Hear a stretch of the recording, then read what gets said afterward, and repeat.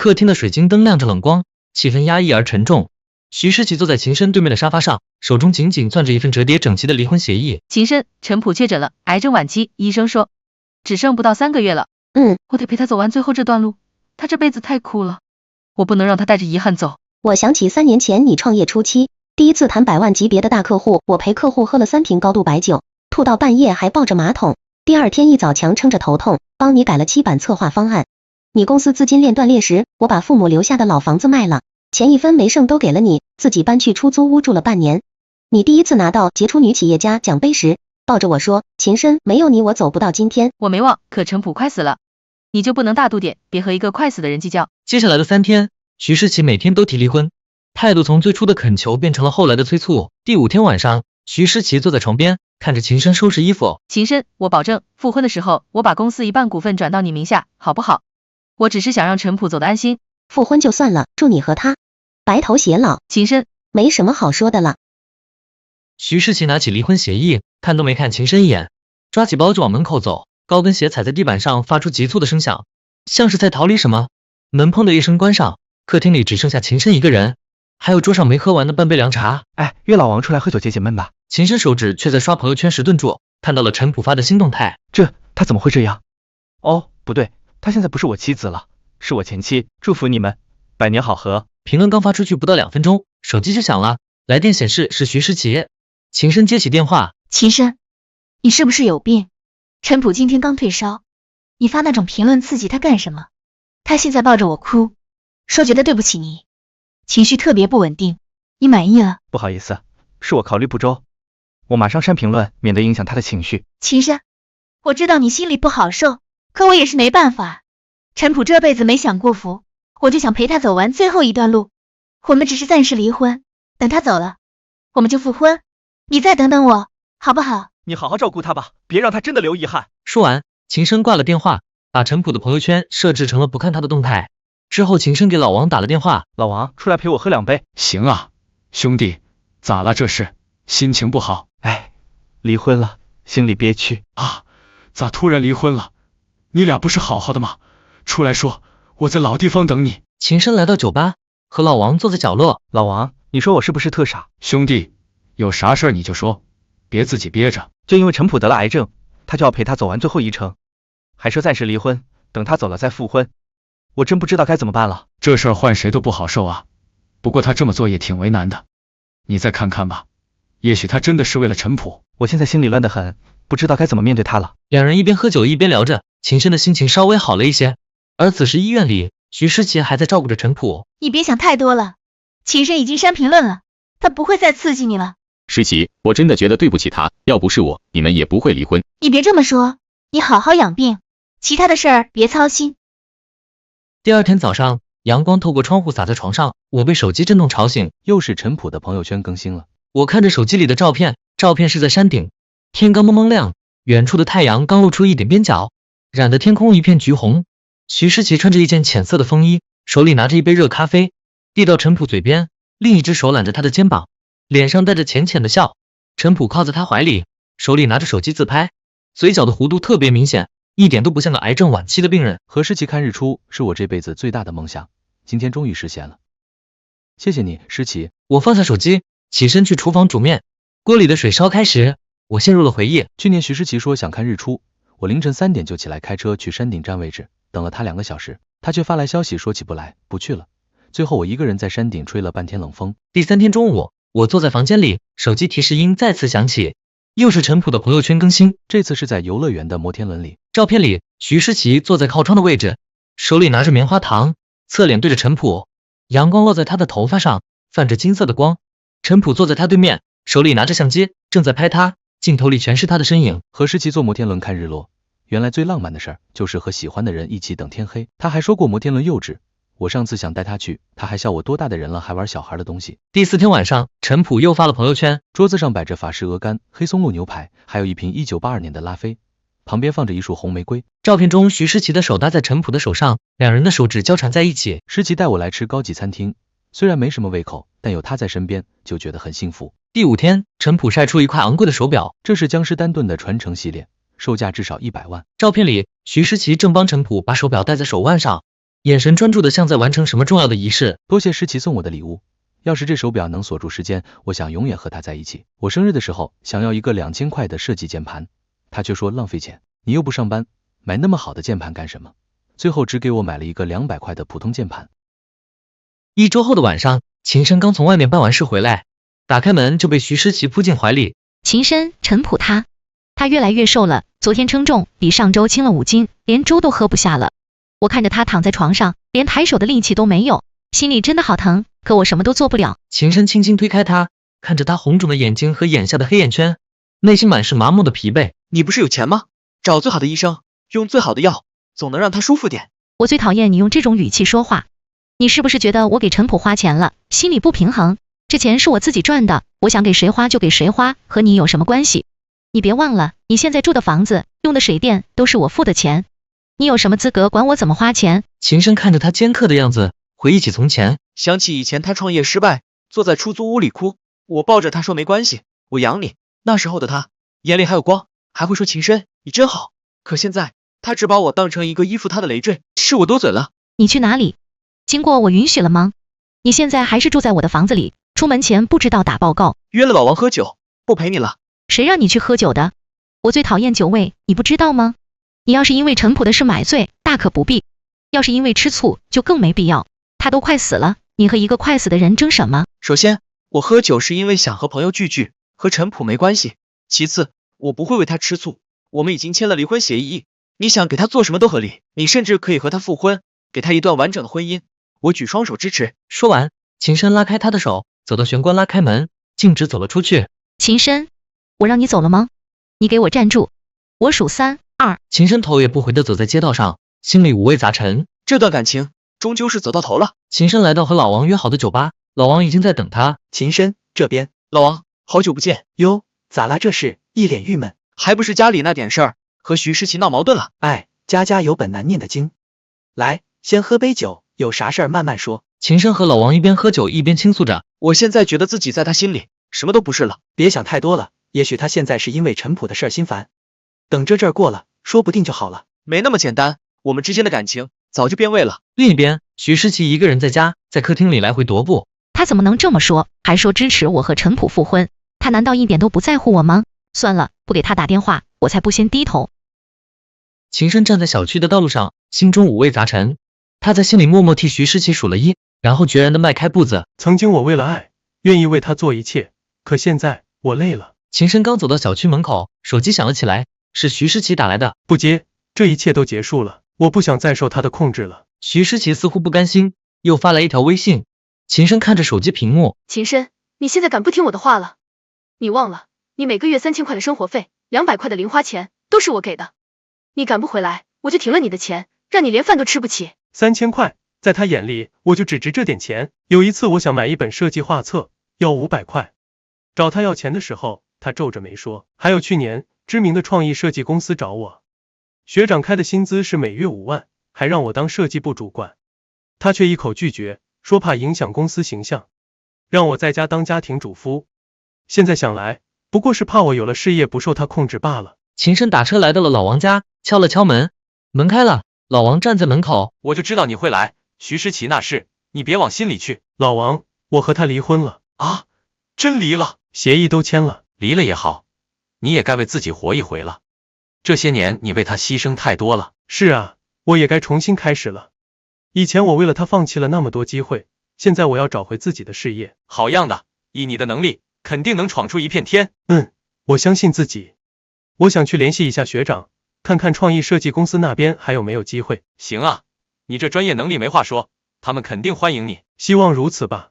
我也想证明自己，不再是那个只能靠他给钱生活的人。秦深和老王坐在客厅里，一边喝着啤酒，一边聊着未来。这一次，我要彻底摆脱过去的枷锁，开启新的生活。来，为你的新生干杯！干杯！秦深来到老王家相聚，客厅不大，墙上挂着老王和妻子的婚纱照，桌上放着没吃完的炒粉，那是他们以前常吃的。老王坐在秦深对面，给秦深倒了一杯酒。真的假的？你不是一直很爱他吗？上次你还说等他公司稳定了，就和他要个孩子。爱有什么用？他为了前夫要和我离婚，我不同意，他就天天催，最后我也累了，签了。老秦，我早就觉得徐诗琪不对劲。上次我们同学聚会，你中途被他叫走，回来的时候脸色特别差，问你怎么了，你只说没事。现在想想，肯定是他又为难你了。还有上次你妈生病住院，你想请个护工，他却说找护工多贵，你自己去照顾就行。结果你白天去医院，晚上还回来给他做饭，熬了半个月，瘦了好几斤。兄弟，你早就该和他分了，他根本就不珍惜你。不说他了，来，祝我脱离苦海，以后我要为自己活了。好，祝老秦以后越来越好。他们一直聊到晚上10点多。要不你今晚就住我家，别回去了，免得徐诗琪找你麻烦。不用，我已经收拾好东西了，明天就搬去出租屋。秦深刚走出老王家的小区，就听到砰的一声巨响，接着是一连串的砰砰声。不远处的天空上炸开了一片又一片的烟花，有紫色的、粉色的、金色的，在黑夜里格外耀眼。更让人心口一紧的是，烟花在空中拼出了几个大字。秦先生站在路边，看着漫天绚烂的烟花，手中的酒瓶险些滑落，周围人群的议论声不断传入耳中。这烟花也太好看了吧，是谁这么浪漫啊？听说了吗？是徐氏美妆的徐总包下了对面云端酒楼的顶层，给她老公庆生呢。徐总就是那个很厉害的女企业家，她对老公也太好了吧，这烟花得花不少钱吧？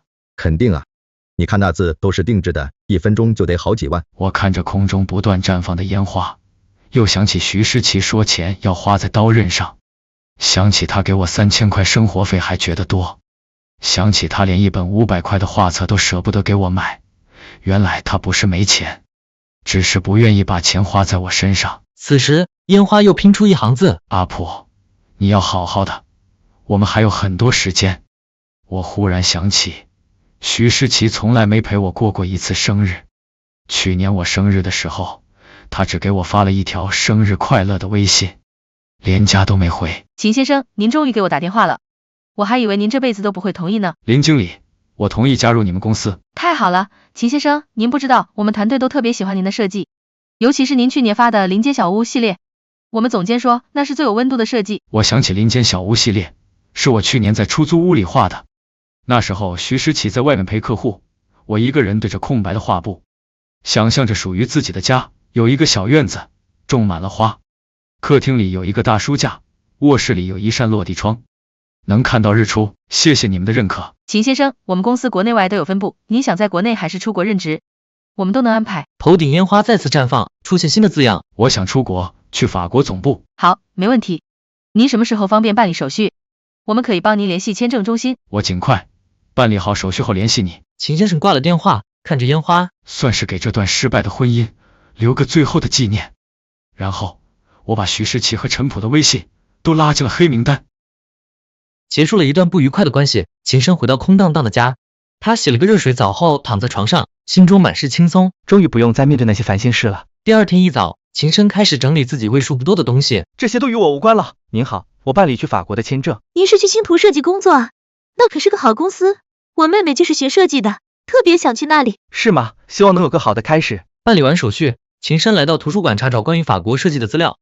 中午时分，他接到了林薇的电话。秦先生，我们总监说您不用面试，直接入职就行，薪资是每月2万欧元，还会给您安排住宿，您看可以吗？谢谢你们，我没问题。挂了电话，秦深坐在图书馆长椅上，望着窗外阳光，憧憬着未来。未来充满希望啊。下午，秦深打开自己的社交账号深设计，翻看粉丝评论。设计师大大，你的作品总是很温暖，是不是有一个很幸福的家呀？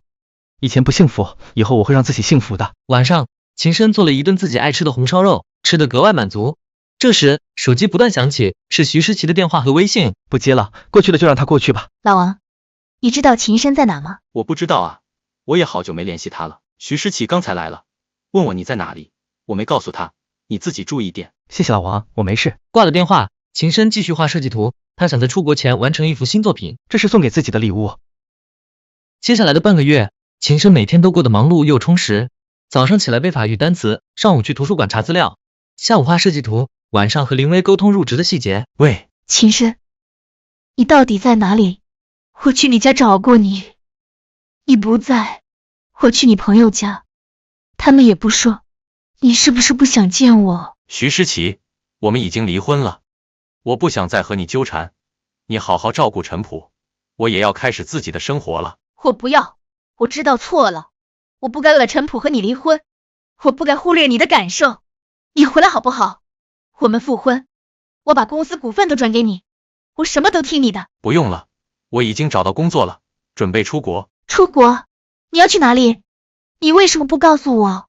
你是不是在外面有人了？徐诗琪，我出国是为了工作，和别人没关系。我们已经离婚了，我没必要事实告诉你。你不能出国，你要是敢出国，我就去你公司闹，让你找不到工作。我的公司在法国，你要是想闹，可以去法国。之后的几天，徐诗琪没再联系秦深，他以为他终于放弃了。秦深加快了筹备的进度，买了去法国的机票，定在1个月后出发。秦先生，我们特别喜欢您作品里的温度，觉得很符合我们品牌的理念，所以想和您合作，让您设计一套家具。好的，没问题，我会尽力设计出符合贵品牌理念的作品。双方谈好细节后，对方直接打了10万块的预付款。这是我靠自己赚的第一笔大钱啊！爸妈，这是我给你们买的保健品，你们平时多注意身体。儿子长大了，知道孝顺我们了。王哥，这是给你的礼物，感谢你这些年一直照顾我。你小子浪费钱干什么？王哥，你就收下吧，我现在能赚钱了。行吧，你这小子。李哥，这是给你的，谢谢你一直以来的关照。哟，秦深，你这出息了，谢谢啊。离出发还有1周的时候，秦深收拾好最后一件东西，锁上了出租屋的门。再见了，过去。1月未见，秦深刚从外面回来，准备拿行李去机场附近的酒店，竟在小区门口遇到了徐诗琪。秦深，你终于回来了，我找了你1个月，你到底去哪里了？我去哪里和你没关系。怎么没关系？我们虽然签了离婚协议，但我没说不复婚啊。我这1个月每天都在想你，我才知道你对我有多重要。我已经请了保姆照顾陈普，我以后再也不找他了。我们复婚好不好？我把公司的股份分你1半，家里的事都听你的，你想做什么就做什么，我再也不干涉你了。徐诗琪，我们已经离婚了，我不想复婚。为什么？是我哪里做的不好吗？我可以改。你说你想要什么，我都给你。不是你做的不好，是我不想再和你在一起了。我以前爱你，愿意为你付出一切，可你从来都不珍惜我。现在我累了，想为自己活。陈普他还在医院，他需要我照顾，你就当可怜可怜我，再给我一次机会好不好？徐诗琪，陈普需要你，你就去照顾他，别来打扰我了。说完，秦深拿起行李箱，绕过徐诗琪，径直往小区外走。秦深，你别走，我不能没有你。秦深没有回头，也没有停下脚步，坚定地向前走去。秦深拉着行李箱刚走到小区门口，徐诗琪追了上来，再次抓住他的胳膊。秦深，你是不是在外面有人了？你是不是早就不爱我了，故意找借口和我离婚？徐诗琪，你自己为了前夫和我离婚，现在反过来怀疑我。你摸着自己的良心想想，这些年我对你怎么样？我陪你创业，卖了父母的老房子给你凑钱。你生病的时候，我守了你1晚上。你加班的时候，我每天给你送夜宵。你说不想让我工作，我就放弃了所有的机会，在家当你的家庭主妇。我对你问心无愧，可你呢？你除了给我3000块生活费，还做过什么？你记得我们的结婚纪念日吗？你记得我妈的生日吗？你记得我喜欢吃什么吗？我没有出轨，我只是不想再和你在一起了。你要是不信，可以去查，我这1个月，要么在图书馆，要么在设计工作室，没有见过任何女人。我只是随口问问，你别这么激动。徐诗琪，我们已经没什么好说的了，你让开，我要走了。秦深，我知道错了，你再给我一次机会好不好？我们重新开始，我一定好好对你，再也不找陈普了。不用了。这一次，徐诗琪没有再追上来，只是站在原地，看着秦深的背影，哭声越来越大。我的未来再也不会有徐诗琪的位置了。秦深在机场附近的酒店住下，准备第2天出发去法国。晚上，敲门声打破了房间的宁静。谁呀？秦深，我给你炖了汤，是你以前最爱喝的排骨汤。我知道你明天要走，特意过来送你。我不需要，你拿走吧。秦深，你别这样对我好不好？我知道我以前对不起你，我不该忽略你的感受，不该为了陈普和你离婚。你再给我一次机会，我一定改。我已经给过你很多次机会了。第1次你为了陈普爽约我们的纪念日，我原谅你了。第2次你为了陈普让我跪键盘，我原谅你了。第3次你为了陈普和我提离婚，我还是原谅你了。可你呢？你从来都没改。这次不一样，我已经把陈普的保姆辞了，让他自己照顾自己。我以后只陪你一个人。你觉得这样有意思吗？徐诗琪，你不是爱我，你只是习惯了我对你的好，习惯了我围着你转。现在我要走了，你觉得失去了什么，才来求我留下？秦深，你别给脸不要脸，要不是我，你能有今天？你能住这么好的酒店？你能去法国工作？因有你离开，我能活吗？你不过是个靠女人吃饭的软饭男。我告诉你，你要是敢走，我就去法国找你，让你在公司待不下去。徐诗琪，我能去法国工作，是靠我自己的能力，不是靠你。你要是想闹，随便你，我不怕。还有，我不是软饭男，我以前为你付出的，你这辈子都还不清。以后，我不会再花你一分钱，也不会再和你有任何瓜葛。秦深，你个没良心的！明天，我就要离开这个让我伤心的地方，去追求属于自己的幸福了。第二天早上，秦深刚收拾好东西准备去机场，这时有人敲门。是你？秦深，我知道你要走了，特意请了特级厨师，给你做一顿你爱吃的早餐，你就吃一点，好不好？就当是我为你送行了。不用了，我赶时间。秦深，你就吃一点吗？我知道你还在生气，可这是我最后一次为你做事情了。你吃完，我就再也不打扰你了。那好吧。厨师们在酒店的小厨房里忙碌起来，很快，空气中飘满了食物的香味。徐诗琪和秦深坐在房间餐桌前。秦深，这张卡没有额度限制，你在法国要是缺钱了，就用这张卡。以前是我太小气了，对不起。不用了，我自己有钱。你就拿着，好不好？就当是我对你的补偿。真不用。就在这时，徐诗琪的手机响了。阿普，怎么了？是不是哪里不舒服？你别着急，我马上就过去。你等着我，别乱动。秦深，陈普那边出了点事，我得过去看看。早餐你慢慢吃，我先走了。秦先生，徐总这是？他去看他前夫了。虾饺还是以前的味道，可秦深却再也吃不出以前的感觉了。吃完早餐，秦深把信用卡放在桌上，然后拿起行李箱，走出了酒店。过去的都过去了。秦深朝着机场的方向走去。秦深正在机场办理登机手续，准备开启新的旅程。这时，他的手机铃声打破了周围的嘈杂。老齐，你快来宏达广场一趟！徐诗琪在广场中央的大屏幕上播你的视频，说有惊喜要给你。什么视频？我现在在机场，马上要登机了。你先别登机。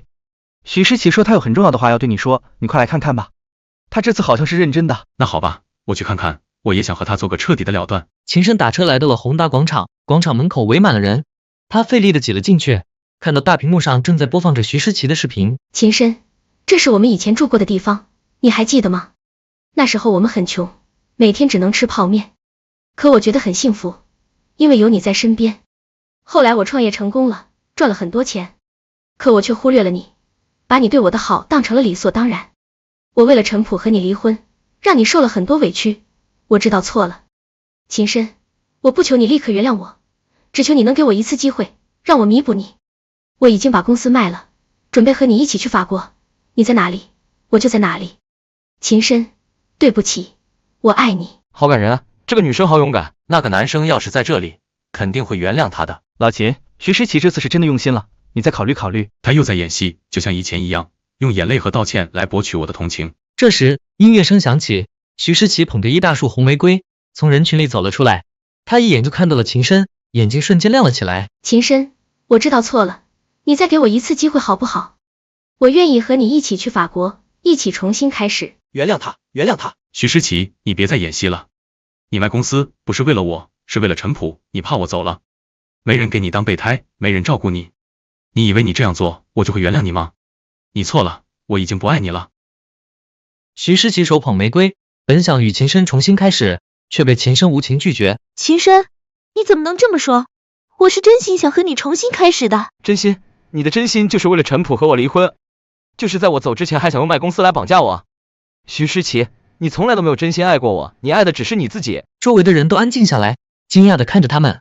徐诗琪眼泪又开始掉落，伸手想抓秦深的手。秦深，我知道我以前做了很多错事，可我已经改了，我已经和陈普断绝关系了，我再也不会找他了，你相信我。我不需要你的相信。徐诗琪，我们之间已经结束了，从你签离婚协议的那一刻起就结束了。我祝你以后能找到一个真正爱你的人，也希望你能学会怎么去爱别人。说完，秦深转身朝机场走去。秦深，你别走，我不能没有你。秦深办理好登机手续，过了安检，坐在候机厅看着窗外的飞机。这时手机响了。喂，秦先生，我们在法国的同事已经准备好了，等你到了。会有人去机场接你。谢谢。广播里传来登机的通知，秦深拿起行李走向登机口，突然，徐诗琪冲进了候机厅。秦深，你别走，我求求你，你留下好不好？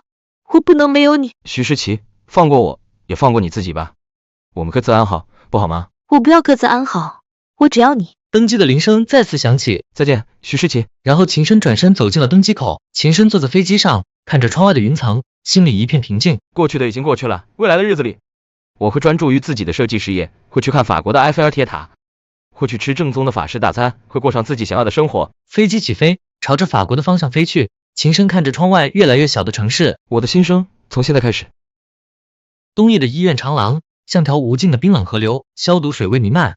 待产室里，温巧正承受着宫缩剧痛。富川正背对着她接电话，手机那头传来女性啜泣声。依依，别怕，我马上过来。挂断电话，富川转过身，对上温巧绝望目光，眉头微蹙。巧巧，小妈皮肤饥渴症又发作了，情况很不好，我必须得过去一趟。富川，孩子，医生说情况可能不太好。你委屈一下吧，当初你给我捐肺，那样大的手术你都挺过来了，生个孩子对你来说不算什么。小妈的身体一直不好，照顾长辈是第一位。温巧张了张嘴，却什么也说不出来，化作无声哽咽。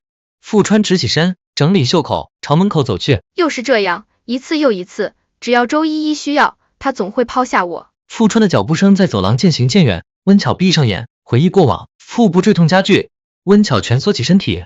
这时，枕边手机屏幕亮起，是周一发来的照片。这一次，我不会再等了。温巧颤抖着手指，点开富的对话框，发送了照片，随后瘫软在床上。世界一片虚无的白，温巧在尖锐耳鸣和刺眼灯光中恢复意识，身边空无一人。姑娘，你醒了？你昏睡好久了，身边也没个人。我看你嘴唇干，想给你喂点水，又不敢乱动。阿姨说完，伸手按响了床头的护士铃。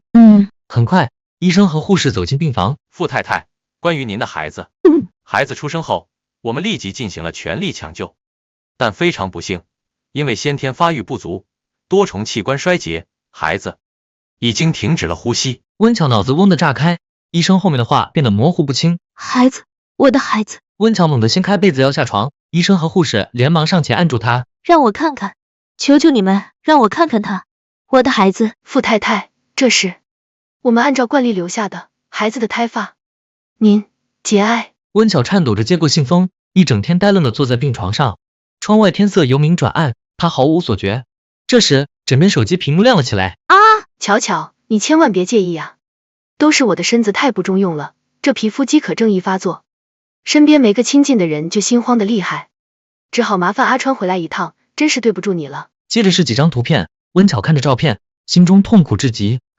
发送成功提示弹出，温巧将手机扔回床头，重新躺下，拉高被子蒙住头。公公收到照片后，脸色变得十分难看，立刻打电话给富川。富川，你马上给我回来，看看你干的好事。爸，怎么了？这么大火气？你自己看手机，马上回来解释清楚。富川挂了电话，看了照片，脸色一变，急忙赶回家。爸，这照片怎么回事？你和周依依到底怎么回事？你把温巧置于何地？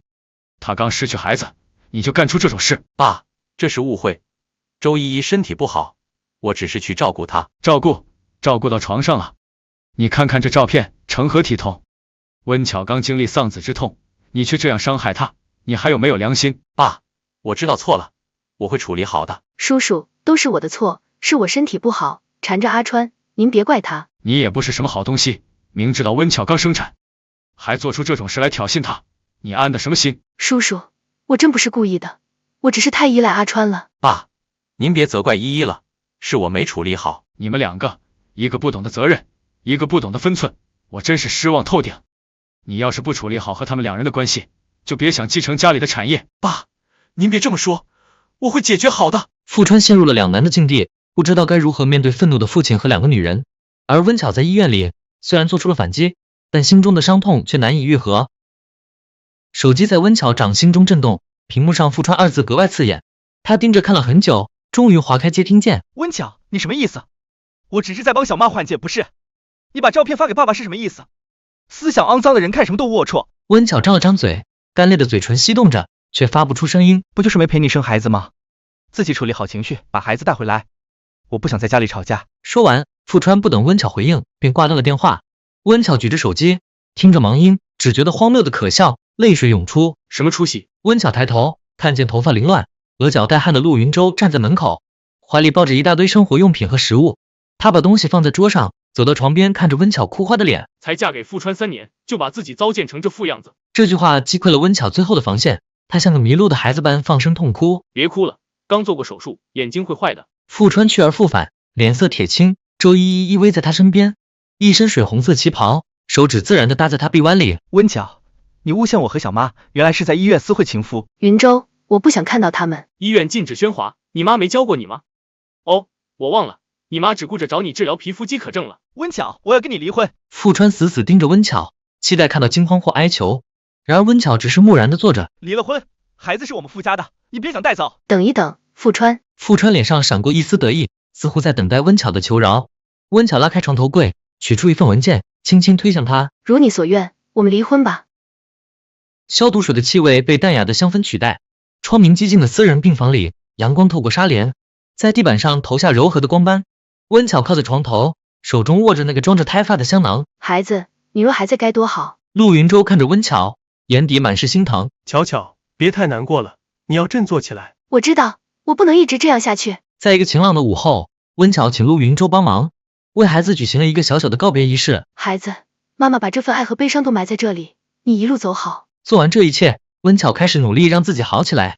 她开始行走、画画，甚至有了出国的打算。放心去，你想做什么，我都会在你身后。可我总觉得对不起那个孩子。将养了半个多月，温巧身体恢复的不错，出国的念头也愈发坚定。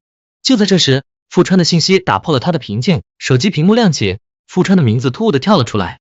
温巧看着信息，手指停在冰冷的屏幕上。既然要离开，有些事确实要断干净。冬日的夜晚来得格外早，寒风凛冽。温巧裹紧羊毛大衣，独自站在富家大宅的铁艺门外。少爷没说您今晚会来，您请回吧。富川，你到底什么意思？就在温巧心冷如冰的时候，富家老管家匆匆赶来。少奶奶，您快请进，外面太冷了。家里的布置变了不少。温巧踏入宅邸，几乎以为自己走错了地方。怎么会变成这样？餐厅里灯火通明，欢声笑语。温巧的出现打破了和谐的气氛。温小姐架子真是大的很，来家宴都要迟到，让我们一大家子人等。离婚还有什么文件要补充，尽快解决吧。饭我就不吃了。这里坐着这么多长辈，你就是这种态度？小妈怀孕了，这场家宴是贺喜，你别在这里扫兴。离婚的事稍后再说，快过来，给小妈敬杯酒。原来如此。孩子呢？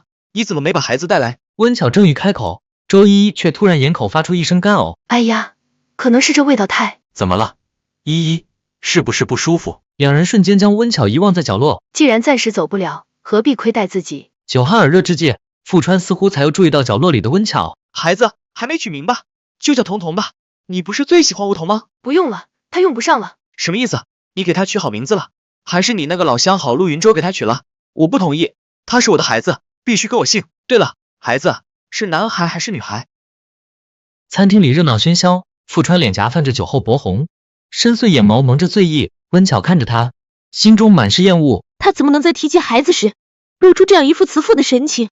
这皮相下全是虚伪。温巧压抑已久的悲痛与愤怒如火山爆发，她用尽全身力气抬手。这一巴掌是你应得的。温巧，你发什么疯？我发疯？富川，你不觉得现在才来问孩子是男是女，太晚了吗？哪里还有什么孩子？他死了，我们的孩子一生下来就死了。富川愣住，而周依依扭着腰肢走了过来。巧巧，不来祝贺我有孕吗？富家添丁是大喜事，你这样太没教养了吧？祝贺，我倒是担心，不知道这孩子的父亲究竟是谁，到时候场面尴尬，不好收场。再不济，我的孩子能生下来，在富家享受荣华富贵。你的呢？呵，你都做了什么？你对我的孩子做了什么？你猜，这香囊看着倒别致，就当是送给小妈的贺礼吧。还给我！周依依将香囊扔进壁炉，温巧像被激怒的母兽冲向壁炉。不！富川和他父亲冲过来，全都围在周依依身边。巧巧，我不是故意的，但是你为什么要推小妈？她怀了身孕，你也是做过母亲的人，怎么能这么狠心？你也是做过母亲的人，这句话让我对你仅存的留恋彻底粉碎。温巧默默从口袋掏出手机，解锁屏幕，按下3个数字。喂，我要报警，这里有人故意伤人，并且涉嫌谋害我死去的孩子。餐厅瞬间死寂，众人的目光都聚焦在温巧身上，一场风暴即将来临。餐厅里气氛紧张，温巧揭露孩子死去的事情，引起轩然大波。你说什么？什么死去的孩子？温巧，这种事你怎么可以拿来开玩笑？你疯了吗？巧巧，这种话不可以乱说的呀。我知道你心里有气，但怎么能为了污蔑我，就诅咒自己的孩子呢？那是一条小生命啊。富川，你有一次去看过孩子吗？你有去问过主治医生，孩子到底是什么情况吗？到底是怎么回事？你自己不会去看病历，不会去问吗？巧巧的孩子没了。天哪，这么大的事情，怎么没有跟家里说一声呢？该不会是孩子的来历不明，不好和家里交代吧？温巧，是不是这样的？是不是？那孩子到底是不是我的？只要他还活着，我可以不介意他是谁的。你告诉我，孩子还活着吗？富川，你真是无耻的超乎我的想象。好了好了，川儿，你就少说两句吧，反正现在也死无对证了。巧巧没了孩子，心里肯定难受，你就别再追究了。当务之急是让巧巧养好身子啊。哼，不管是真是假，我会查清楚。我喊你回来，本就是想说离婚协议里孩子抚养权的问题，没想到会发生这样的事情，你还要瞒着我。温巧，你真令我觉得恶心。恶心！警笛声由远及近，打破了餐厅里的紧张气氛。刚才是谁报警？警察先生，那是误会，我们都是一家人，这就是一点小纠纷，劳烦你们跑一趟了。不是误会，是故意伤害。富川先生打了我，而这位周依依女士刚才亲口对我说，她早知道我的孩子活不下来。我要求报警，要求彻查我孩子夭折的真相。家暴，取证。不是家暴，我和富川先生已经签署了离婚协议，在法律上已无婚姻关系。他刚才的行为是故意伤害，而周依依女士涉嫌谋害。众人被带到警局配合调查，警局里灯光冷白。因为温巧的伤势经法医初步鉴定仅为轻微伤，加上周依依怀孕的特殊情况，以及缺乏直接证据证明孩子夭折与周依依有关，富川和周依依在经过一番教育和警告后，便被允许离开。巧，依依她，小妈她对我有恩。当年我车祸致盲，躺在医院里，觉得人生无望，是她不停的鼓励我，支撑我，陪我度过了最难熬的日子。如果不是她，在我出意外的时候，我可能就已经寻短见了，就不会有现在的我了。所以你就能纵容她害死我的孩子，所以你就能为了她一次又一次的抛下我。巧，我不知道你为什么变成了现在这副模样，我只不过是多关照了一下有恩于我的长辈，你为什么会变得如此偏激，甚至做出残害孩子来诬陷他的事情？说完了吗？我说离婚，当初只是为了跟你赌气。温巧，富太太的身份，多少人求之不得，你真的狠得下心不要了吗？好，温巧，你好样的，你别后悔。温巧走向一直安静等待着的黑色轿车，夜色浓郁，温巧将富川和他那句苍白无力的威胁彻底隔绝在了冰冷的窗外。午后阳光暖意融融，私人医院的露台之上，温巧正看着手机，陆云洲走上前，别看了，脏眼睛。我只是想确认，他是不是真的提交了离婚申请？如果没有，我不介意去法院起诉离婚。让我来处理。2个月过去，温巧身体恢复良好，还拿到了国外艺术大学录取通知。然而，一段视频引发网络风暴，公寓楼下出现了不速之客，毒妇，杀人犯，就是豪门毒妇，不得好死。陆云洲当机立断，带温巧搬至隐蔽住所，但舆论仍在发酵。不能再这样下去。温巧找到私家侦探，重金要求追查源头。温小姐，发布源头确实来自富家内部网络，技术手段很隐蔽，但追查到底就是那里。果然是他。在私家侦探牵线下，黑客获取了周依依私人小号内容。温巧看到后震惊愤怒，原来如此，我的孩子是被他蓄意害死的。现在不是哭的时候，我要找到更多更直接的证据，我要让周依依为他做过的一切付出应有的代价。既然如此，离婚诉讼也该一并提上日程了，彻底做个了断。不久后，法院传票分别送达富川与周依依手中。温巧用新账号发布动态，宣战意味十足。我是网络传言中富川先生的前妻温巧，近日针对本人的大量不实信息均为恶意编造杜撰，以严重损害本人名誉，并对本人造成极大精神伤害。本人已通过法律途径启动相关诉讼程序，维护自身合法权益。真相如何？恭请各位关注周3下午2点，法院庭审全程直播。法院的传票在富家激起千层浪，而温巧在社交媒体的宣战书更是让某些人神经紧绷。周3下午2点，温巧来到法院，在此见到了富川和周依依。巧巧，你有必要做到这么绝情的地步吗？你想离婚，我成全你。可你为什么还要污蔑小妈？你就那么恨她吗？非要把我们傅家的脸面踩在脚下？是，恨之入骨。说完，温巧挺直脊背，与身旁的陆云洲及律师团队一起大步迈进法庭。庭审开始前，傅川试图与庭审人员交涉。法官大人，周依依女士怀有身孕，身子娇弱，受不得刺激，能否让她提前离席？肃静，现在开庭。网络直播通道开启，在线人数飞速攀升，弹幕和评论不断滚动。原告温巧，本庭现据起诉书中指控的被告人周依依谋害你孩子这一核心事实，要求你出示证据。傅川坐在被告席不远处，注意力却全在周依依身上。法官大人，我方将出示第一组证据，来源于被告人周依依的私人社交账号。巨大的电子屏幕亮起，周依依私密账号的文字记录投射在上面。这些都是我私密发布的，你们怎么能拿到？这些都是我心情不好时胡乱写的，是臆想，不能当真的。臆想？那么，请法庭允许我方出示第二组证据。屏幕上画面切换，出现不堪入目的私密照片。周依依与她名义上的继子及我的当事人丈夫傅川存在长期不正当关系，这就是他处心积虑谋害我当事人孩子的直接动机。关掉，把他关掉。法警立刻上前制止了傅川。反对，法官大人，这些证据是通过非法手段获取的，侵犯个人隐私，应予以排除。法官大人，我方在获取这些电子证据前，已依法向法院申请并获得了调查令，所有取证过程完全合法合规。对方律师顿时语塞，额角冒汗，狼狈地翻动着手中的卷宗。周依依死死咬住下唇，全身细微颤抖。此时，网络直播评论区彻底爆炸。原告方是否还有其他证据？是的，法官大人，我方提请出示最后2份关键证据。屏幕上首先出现药品购买记录截图和对话，接着是附加监控录像。这药需要连续服用至少半个月方能起效，而这半个月将毒药亲手递给我当事人的，正是她的丈夫傅川。这是真的吗？依依，你告诉我，这不是真的。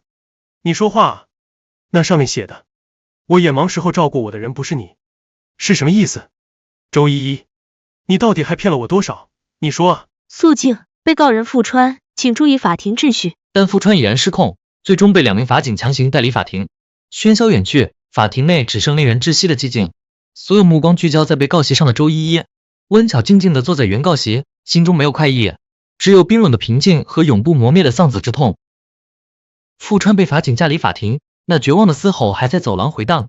庭审在诡异的寂静中继续。被告人周依依犯故意伤害罪，情节恶劣，致他人胎儿死亡，判处有期徒刑10年。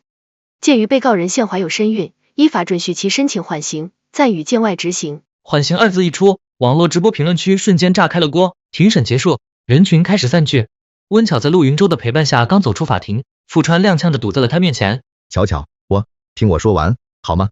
巧巧，就一句，再听我说一句话。我对不起我们的孩子，是我亲手害死了他。巧巧，是我一时鬼迷心窍。周依依说她曾在我车祸时照顾过我一直对她心存感恩。她突然成了我的小妈，我才恍惚了，但我刚刚查清楚了，当年照顾我的人根本不是她，是你。巧巧，是你，对不对？你在大学时参加过志愿者，去过城南那家疗养院，照顾过一个因为车祸失明的年轻人，是不是？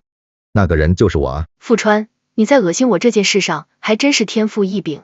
我知道你怨我，都是我活该，我辜负了你，还害死了我们的孩子，你不原谅我是应该的。够了，什么恩情都是狗屁，你就是贱，你就是吃着碗里看着锅里，你就是喜欢那种偷来的得不到的刺激，你就是喜欢周依依那种货色。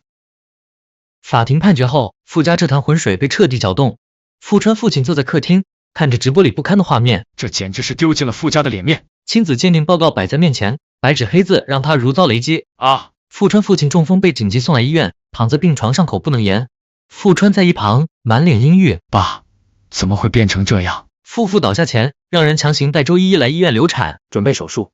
不要！周依依身体恢复后被执法人员带走。周依依，跟我们走，开始服刑。不，为什么会这样？傅川开始频繁给温巧打电话，汇报家里的变故。巧巧，爸爸中风了，周依依那个毒妇也被抓进去了，他孩子果然不是我的，一切都如你所愿了，我真的已经改了，我们都受到了惩罚，我们可不可以？傅先生不停打电话骚扰别人的女朋友，是非常不礼貌，甚至可以说是骚扰的行为。你和你那位小妈之间惊世骇俗的禁忌之恋，还是留着自己慢慢回味吧。这些功绩就不必特意向我们汇报了。你啊，还挺小心眼的。我不是小心眼，我只是想杜绝一切还可能伤到你的存在。无论是有形的，还是无形的，我已经错过了你这么多年，眼睁睁看着你走进那段错误的婚姻，却无能为力。接下来的日子，我希望可以名正言顺的，时时刻刻的做那个守护在你身边的人。不久后，温巧和陆云舟准备飞往异国他乡。温巧手中握着艺术学院录取通知书，总不能让我家巧巧一个人在外面辛苦，我得去盯着，顺便赚点老婆本。我终于要开始新的生活了。飞机冲上云霄，温巧望着窗外逐渐缩小的城市轮廓，过去的都过去了，未来我要勇敢前行。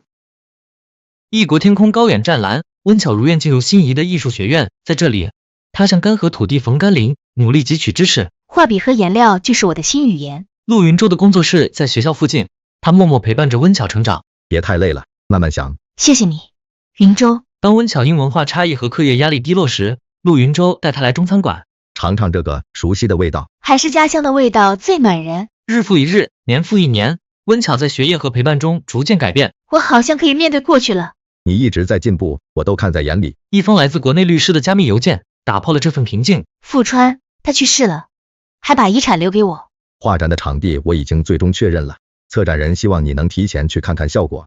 我的大画家现在是不是该纠结一下，开幕那天要穿哪条战袍了？对呀，是穿那条宝蓝色的更显气场，还是那条香槟色的更温柔些？慢慢选，都好看。温巧重新焕发出活力，过去的沉重被抛到九霄云外。那个被困在冬日梧桐冢里的他，已真正走出来，奔赴在属于自己的光芒征途上。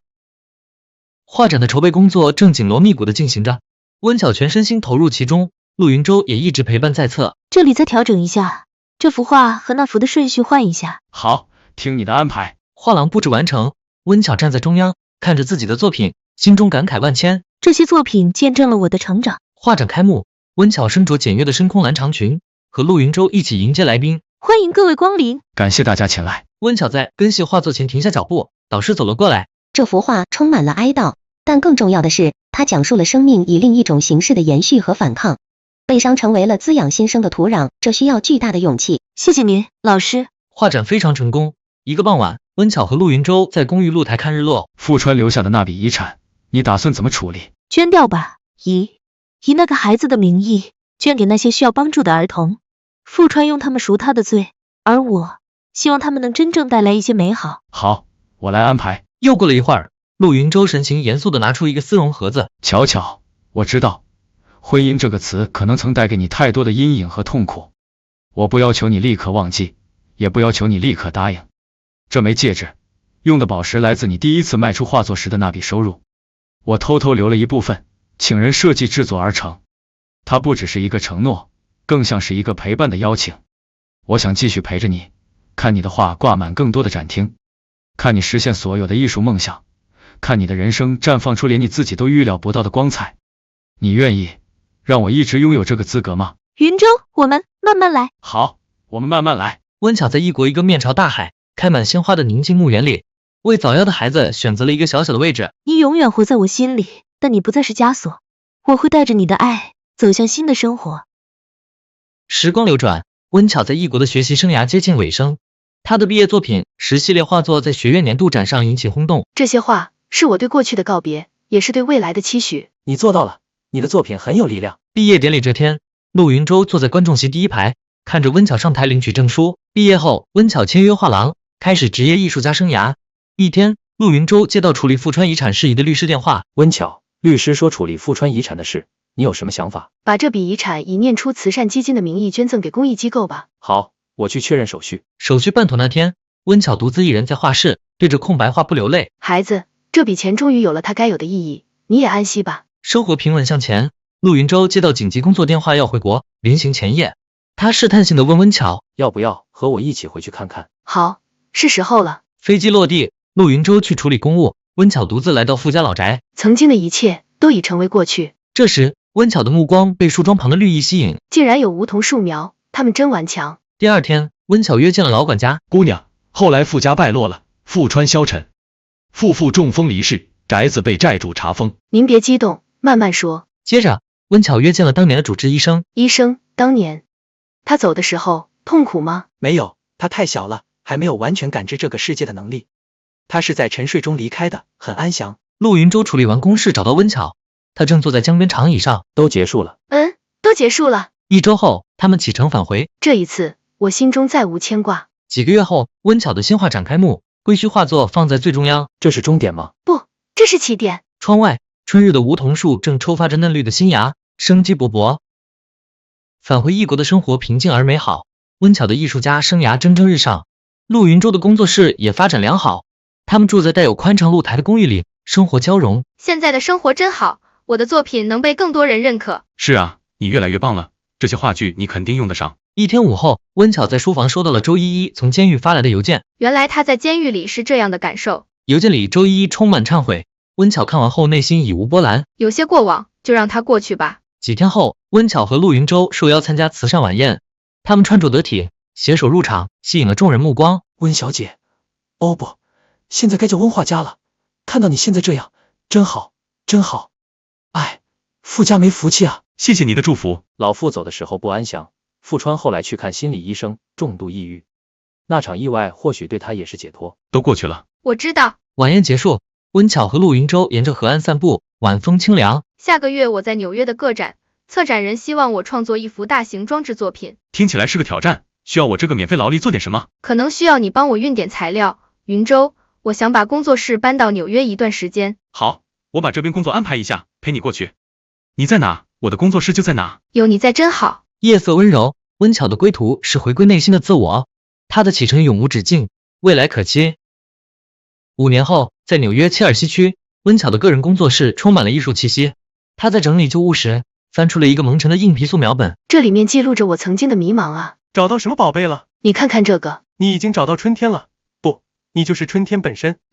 现在心里好宁静。几天后，温巧收到国内顶级美术馆的邀请，展览主题就定为涅槃与共生。布展期间，温巧亲自回国督导，做了大胆的布展决定，把早期和后期的作品这样并列，才能有冲击感。展览开幕，盛况空前，许多故人前来。温巧啊，你真是出息了，一路走来不容易，你的成就有目共睹。你喜欢这幅画？它让我想起了我自己的一些事，感觉很痛，但是又感觉有希望。痛过的地方，最终会生出属于自己的力量。相信时间，也相信你自己。展览的最后一件作品是一个特殊的装置，所有过往都在这里开始。庆功宴后，温巧和陆云舟来到墓园。我做到了，我把我们的故事变成了很多人眼里的光和力量。你可以安心了。回家。回家。生命中的冬天已经过去了。未来，我们一起走。